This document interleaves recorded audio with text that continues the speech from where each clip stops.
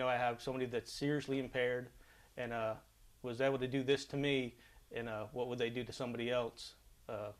Some innocent person running across the highway on a bicycle, riding their bike, just anybody going to work that afternoon or coming home from work. So you were worried about other people that she could possibly injure as well? Oh yes, that's the whole reason why we stop these people that we believe are speeding super excessively and are driving impaired. I mean, I don't want anybody to go home and not be able to see their loved ones that day or night. Were you scared when you saw her going for her keys and hitting the gas, and then all of a sudden you were kind of off with her? Was it terrifying? What was that like? It was too quick to be scared. I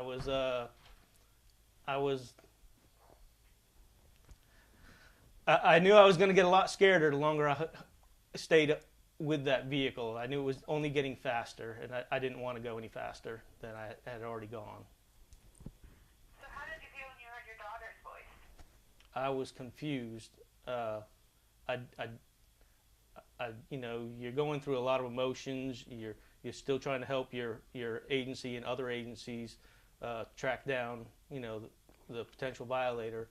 I have citizens that have walked up to me and are checking on me, making sure everything's all right, and are on 911 themselves, trying to get information from me so they can relay it to somebody else, not knowing that I'm already doing that on my radio. And then it was just, a lot of things just happened very fast. I believe my daughter was sitting across the street at the stoplight, maybe 2 or 3 cars back. I didn't realize that until later on.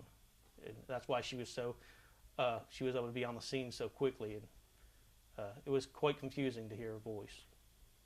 How do you feel about your daughter seeing you in that condition? I didn't like that. If you could repeat what I say, because the people won't hear my question. So, for instance, if I ask you what your favorite color is, like you'd say my favorite color is blue. So how did you feel when your daughter saw you like that? What did you think of that? How did I feel when my daughter saw me like that? It was quite traumatic. I don't want my family. I leave every night to go to work, or every day. And they say, be careful, and I say, I will.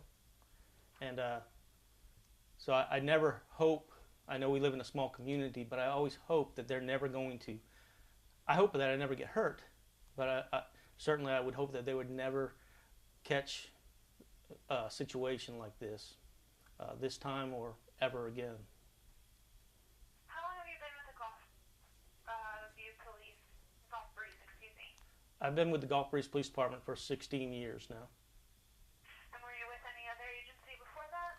I worked for a corrections department in the Escambia County. How long have you been a police officer then? 16 years. Okay. Jay, I think we're ready to get the whole family now, if that's okay. Okay. Get back up in the chair. Sure. So, I understand you have 5 kids. How many of them live at home? I have 3 that live at home still. The youngest 3? Yes, I have one in 1st grade, one in 4th grade. I have a sophomore in high school, a senior in high school, and a junior in college, or sophomore in college. Sounds like my family. 5 of us. That's a lot. I know. You only get seconds if you eat real fast, Yep.